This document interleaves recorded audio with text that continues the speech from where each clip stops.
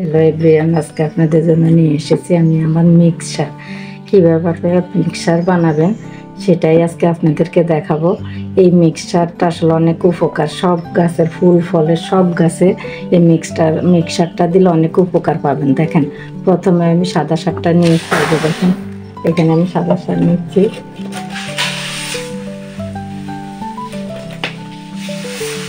পরে আমি যে ব্যাক শাকটা দিলাম, এটা লাল শাক, এটা লাল শাক,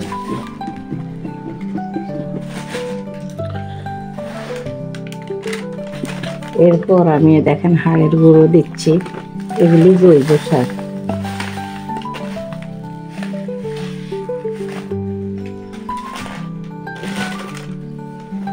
শিম কুচি দিচ্ছি,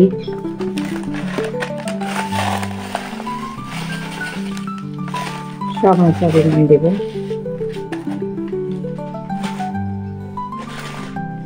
তারপর আমি নিম খোলটা দেব। দেখেন এটা নিম খোল।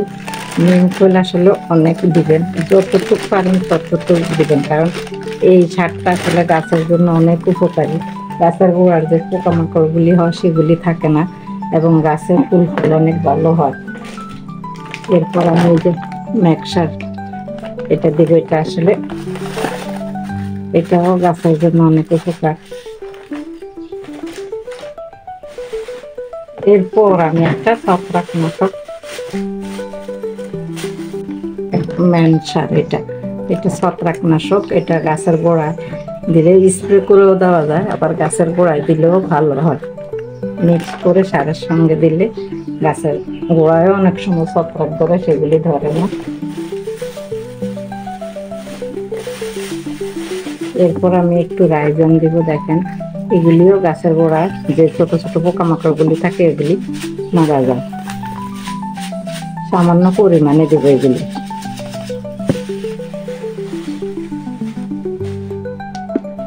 এরপর আমি সারগুলি মিক্স করে নিব। দেখেন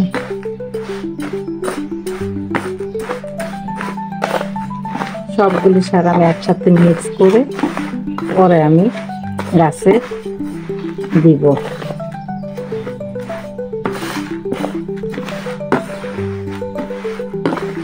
এখন আপনি এই সারগুলি যে কোনো গাছে দেবেন, যে কোনো গাছে দেবেন, আপনার সব গাছের ফল ফুল অনেক ভালো হবে। আমি আপনাদেরকে দেখাবো আমার ফল গাছ, ফুল গাছ, দেখবেন সবগুলি গাছে আমার অনেক ফলন ভালো।